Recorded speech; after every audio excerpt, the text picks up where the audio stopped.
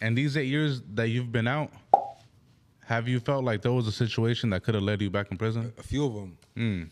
Even my most recent one. Like What, happened. what's recent? Last month. Oh, that's right, with The protests. Ah. So I caught a case for that one, dog. Ah. I had to fight a case, but luckily the case is let's just say it might work in my favor because they know the real. There's real footage. There's real documented police reports and that describe and the visuals from the cameras that see what really would happen. And I was really protecting my people. So this case, if I have to do any time for it, then fuck it, it was meant to be. But they know the real, dog. And my people still behind me, and they know, dog. The courts, the attorneys, they all know. Bro, when I went to jail for that one night, when they took me in jail, dog, all the sheriffs were shaking my hand, dog. Gave me high fives, talking about you did a good thing by protecting those women and children from that racist white man. This coming from the Hoodas, my boy. And I don't want to be in there getting high fives for them, but it's different when I did the right thing. I could see if I was out there fucking up and being a real piece of shit to society. That's different. If they're shaking my hand, it's because I'm either tallying or an informant. But I did the right thing and I protected those women and children, and they seen that, and they were all on my side. And I had court the next day. They lowered my bail by $30,000. I was able to bail out. The community came together, and my brother started a GoFundMe. By the next morning, 8 hours later, that GoFundMe was over $2,000, and all I needed was $1,800 to bail out. They dropped my bid. Either the judge was like, "We're on your side." You know, they can't tell you.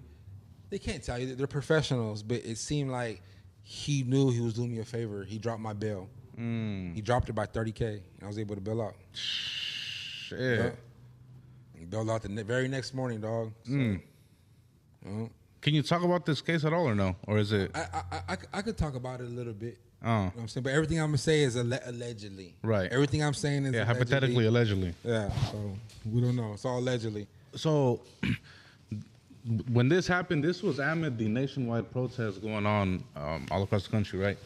And I guess it was a ICE protest in Victorville, correct? Yeah. So you popped out. You popped out solo with the homies, or? I popped out. It was the second person there. Yo. My boy right here. Matter of fact, remember? I was the first person on that fucking corner, dog. With a Mexican outfit, had a Mexican flag, dog. I'm representing my heritage. And to me, I wasn't protesting against nothing that was negative or anything. I was supporting my people that were getting deported, dog. I'm half Mexican. Everybody knows that's no secret at this point. Right. I have people, family members that were affected by this rapid ICE immigration. There was people that were getting separated from their families, getting taken from work, deported, dog. You know, I know people personally that were sole providers of their family, that take care of their women and kids, dog, and pay the head of household. They got deported like this, dog. The wife is crying, asking all of us for money for you know, because the head of the household is gone, dog. That shit touches home. Yeah, no. You know what I'm saying? That touches home, dog. And it killed me to see that. I seen some people get deported. And bro, look at this. And people are gonna agree with me, dog. You go to Home Depot during that time last month when it was like really all the protests, dog, you didn't see no bicycles in front of Home Depot. They were afraid of work, dog. The fields were empty as fuck. And not only did I hear it on social media, I seen it with my own eyes, dog. I passed by Home Depot to see. You know when you go to Home Depot now or before the protest, there's fucking 100 bicycles, dog, out there trying to get work from you. You know, you pull up to Home Depot, they all run up to your window. You weren't seeing that because they were so afraid to work. It was fucking up money. It was fucking up households. So that was my thing. That's what I was raising awareness for. You know, I'm just standing by my people. Whatever they believed in, I believed in it with them because they're my people. Whether they're right or wrong, I'm gonna be right by my people and stand next to them. I don't give a fuck if they're protesting for something that doesn't make sense. I'm gonna be right here with my people. Yo. I don't give a fuck if my people are on the right or wrong. I'm right here. Period, point blank. And that's all that made sense to me at that time. Yeah, no, it makes sense. Right. You're going to write it for the people, for your people. That part. Yeah. A lot of people were surprised, too, especially after that went viral nationwide. All the biggest Chicano platforms posted it, from you guys to platforms in different states and shit like that. I'm like, damn. Yeah, that shit was big. You know what I'm saying? Shit went big. It went everywhere. Fuck, got big. Damn, I was like, damn. No, facts. You know what I'm saying? You pulled up. How long were you there until that situation transpired? Maybe like an hour, 2 hours before it happened. I was the first one. He came, and then it just started, like, the momentum built was going on live. It was peaceful protest. It was peaceful. What it seemed like? We're chilling. We're having fun. Yeah. We're just minding our own business, being peaceful and being respectful to people, dog. We weren't impeding traffic. And if we got in front of a car, maybe every now and then, it was somebody that we knew or a Mexican that was voting for us. Hey, we get in front of the car, hey, and then they'll go. But we were not at one point impeding traffic. We weren't jeopardizing nobody's safety. We weren't making nobody late to go to work. We were peacefully protesting, dog. We're on a public sidewalk exercising our amendment right, dog. You know what I mean? Our First Amendment right. I think that was our First Amendment right. One or the other. One amendment 1, 2, 3, or 4, whatever amendment it was, we're exercising our right, dog. We're protesting, had a peaceful gathering in a public place that we pay taxes for. Rightfully so. And then you had these racist people come and they started ripping flags from the homegirls. Saying they started. Was it these? It was two individuals, or it was those two people, dog. And it was just them two, or they came in a group, or like I don't know, because there was an altercation that happened before mine. So, okay. And that just goes to show you that I didn't start nothing. I just helped de-escalate it by neutralizing the threat, if that makes sense. You know what I'm saying? Because he was on a sick one, dog. He was driving erratically around the gas station. He had an altercation. Then he left. Then I guess it fucked him up in the head that something happened to him. He came back and they were driving in circles. They could have caused an explosion or something. There was women. There was kids there. Their little homegirls were there, dog. There was people with Mexican flags, signs, ice signs, you know what I'm saying? And they just came, dog, and they started ripping flags down from people. They started destroying signs and stuff like that. You know what I'm saying? So before anything got worse, dog, I had to de-escalate that shit. Nobody else could. He was acting very erratically. He was putting people's welfare and safety in jeopardy. You know what I'm saying? By driving, like I said, erratically in that parking lot, dog. Those are life pumps. You hit one of those humps, dog, and there's women and children there. Then what? Yeah. I feel like if I didn't do that, then something like that could have happened. And that's why I say they see those cameras up there they have at the Valero gas station. They see, dog, and there was all my people. There was 2 of them, and about maybe 60 of my people. So they have 60 reports in my favor that he was acting very erratically and he was very disrespectful and racist. Versus their 2 reports. So 60 versus 2, that's gonna be a hard case for them to win. So shit's in my favor. Plus, everybody in that courthouse fucks with me. Yeah, you know what I'm saying. When you say, my bad, go ahead. All those little attorneys and DAs, they're all Chicanos. They're all Mexican now. We're living in an era where a lot of our people are working in those places. You know what I'm saying? You got a lot of district attorneys and DAs and public defenders and shit like that, and judges that are Chicanos. So now, by the grace of God, it might work in my favor. Especially the Victorville Courthouse. Yeah, I go in there, but it's all Mexicans that work in there, so they know time. Half of them are fans. Half of them, they flirt with me, dog, on the internet. The girls that work in that courthouse, they all like my pictures and stories. So, man, shout out to them. Yeah, no, hopefully everything good, God willing. Shout out to them, for real. But when you say they were out there doing racist things, like what forms of racism? Like outright racism? Like, hey, like... outright racism. Using derogatory terms, or like what kind of racism? If you go look at the footage, they were yelling and chanting, "Why are you here?" What do you mean, why are they here? They were born in this country. Not all Mexicans are from Mexico. So when the homegirls were protesting, they were protesting for their people, in support of our people. You know what I'm saying? I was wearing that Mexican outfit for heritage, dog. This is part of my heritage, dog. At the end of the day, I'm half Mexican. So when they came up, they're yelling that, "Why are you guys here? You don't belong here." Yes, the fuck we do. We were born here, dog. I was born right here in East LA. I'm just as an American citizen as those white people. You know? So they weren't making sense. They didn't know what they were talking about. They were just being very prejudiced, racist. You know what I'm saying? So what was the situation that made you want to step in? First of all, that was a big 6'5", 6'6", 350-pound, 400-pound white man that was using his size and his physical appearance to intimidate young women and children, physically, verbally. He was bogarting his way in between the crowd. He was pushing and shoving. He was snatching flags, snatching signs. And there's video footages that we took down that are not public that display those actions that he was doing. So we got this in the bag, dog. When it comes to court and shit, I'm not worried about it, dog. It was a simple fight. I didn't rob nobody. None of that shit, dog. I didn't steal. None of that. I didn't kill nobody. I didn't assault with nothing. It was a simple squabble. What happened? Beat him up. when you approached them, was there communication or you just took flight? There didn't need to be no communication. Ah. He communicated enough by acting erratically and doing what he did to those women and children. After you did what you did to the women and children, dog, you did enough. You didn't need to say anything more than that. Yeah. And then the other homies couldn't handle you. You know what I'm saying? It's not like they didn't try, because a few of the homies did try, but they're all just short little paisa homies, dog. They're not gonna do much damage, dog. You know, they're all like 4 foot. You know what I'm saying? The little homie, they're my homie. They came and supported me. But blood couldn't make us any closer to those guys that came and supported me. But they couldn't stop that big old man. You know what I'm saying? So I had to step in, dog.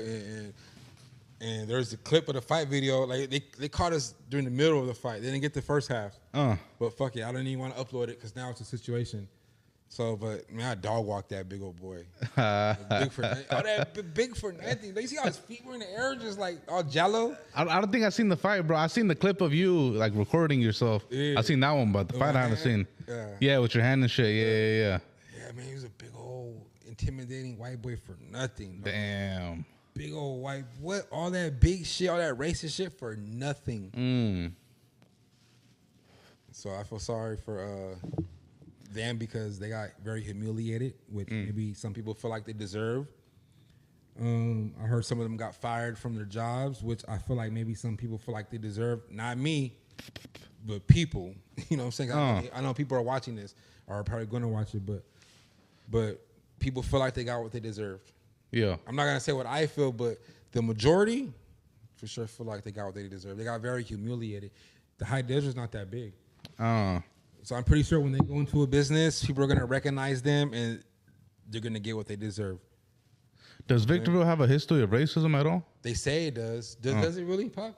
It does, huh? Because there's a lot of us out there now. There's a lot of minority going out there. You go to Victorville, dog, you see Mexicans everywhere, blacks everywhere now. At first, at a time, it was a lot of white people. But now, shit, people are coming. Yeah. Hey, so I want to stay on this Mexico topic, right? Because you be really repping Mexico. Like, you were out there in the protest with your Mexico jacket, and you for sure let it be known that you have Mexican. And then with this racist encounter, like, people like this, they'll like to say, well, you represent Mexico so much and you always talk about it. If you love it so much, why don't you go back? Right. Why do you always wear Mexico? Like, what do you got to say to that? We don't have to go back if this was Mexico at one point. Why do we have to go back to somewhere where we've been at? All right, I'm gonna argue with you just for the sake of the podcast. Right. What do you got to say to people? Well, nah, this ain't your land no more. This is our land. This is America now. This ain't Mexico no more. It might not be our land no more, but at one point it was our land. So where are we going back to? This is where we're from. So indigenous people that are from here, all them paisas and shit, that's all Mexico at one point. Nevada, Arizona, California, you know what I'm saying? Pieces of Texas, all that shit, dog. This was Mexico at one point. So where are we going back to if we're already here?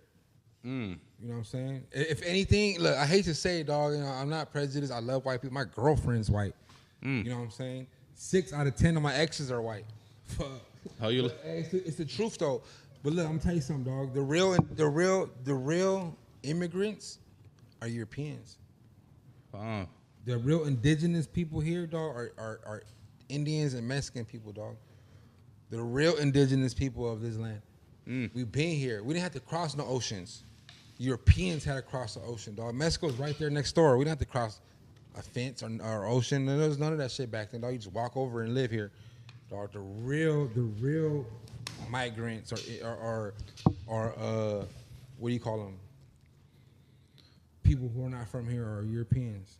Yeah. When they say go back to your country, the aliens as they like to call them. Where are we going back to? Yeah. They're the ones that came overseas. You know what I'm saying? Reals though, dog. That's your talk. Reals facts. So boom, let's go back to the story. So you get out, and at this point in time, is this when you pick up the camera again, or what do you do when you're out? So I get out my second term. I pick up a camera in 2000. No, the third term. Oh, my third term? Yeah. Dog, I just picked it up. I just always knew I wanted to do these. I just didn't. I did my little 2.5 years, and I just picked it up, and I just got right back to it like I never left. At this point, I didn't know what my content was. Though. It wasn't hood vlogs. It was just me just recording random shit. Like about your life. About my life. Okay. I'll upload a video on YouTube and get like 4 views. Yo.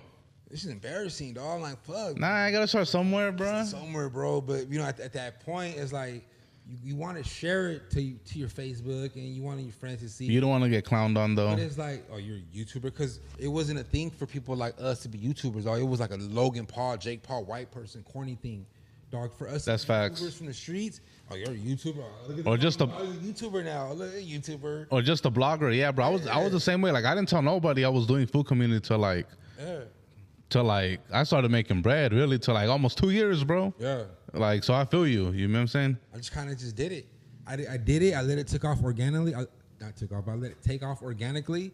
And once I seen I had a little traction, then I'll share something. So when I did share and they look, and if they try to clown or make fun of me, they're like, wait a minute, he's onto something. He's got a little views going on. Oh, it's just kind of popping. Yeah. You know what I'm saying? But at first it's like, man, uploading a video, getting 28 views in the first like 2 weeks. Like, who's watching? Your mom, your brother, the supporters that you expect to support. Your mom, your tias. Oh, I feel sorry for me. Let me go click it.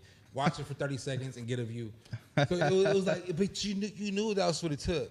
Yeah. You knew it was like, fuck it. You got to embarrass yourself, dog. That's what I knew. I'm like, you know what? I'm willing to embarrass myself and try things that people don't know, because I know it might work. It's my vision. They don't have to know my vision, dog. I have my own thoughts in my head. They don't have to know what's going on in my head, dog. They might not agree with it, or they don't see it, or they might not see what it could amount to, but I did. You know what I'm saying? So I kept doing it, dog. I was like, fuck it. At one point, I was like, fuck it. I'm going to start sharing my content. And that's when I started getting a little bit traction. That's when I was doing prison stories. I was doing prison stories. This is before I took off. Now I'm getting like 1,000 views a video. 800, and now I'm like, yeah, bro, wait, if I cracked a 500 view video, I'm the man. Yeah. In my mind, like, yeah, people are watching now. I tell a story about some prison politics, and now I got a little traction. You know what I'm saying? I started doing prison content, and then, fuck, I want more than 1,000 views now. I want more than 2,000 views. And I started watching a YouTuber called Miko Worldwide. Now I'm truck driving. Now all I'm doing is watching YouTube on the road and shit like that, driving, have my phone mounted up. Even though my bad, I'm going to cut you off. You got your CDL after your third term, or you already had it? I got my CDL after my third term in 2019. That takes some time, right? It took me 3 weeks from start to finish. Oh, shit. The day I signed up to the day I was in the truck, it took me 3 weeks. Okay. So you got the CDL while you were doing the YouTube still? I got my CDL while I was YouTubing, but my YouTubing wasn't popping, so I was living off my trucking career. Right. So now I'm able to afford good phones now. Now I'm able to afford a little better equipment, a microphone or two. Now I'm a truck driver, so now I'm able to really put it all in there. Yeah. So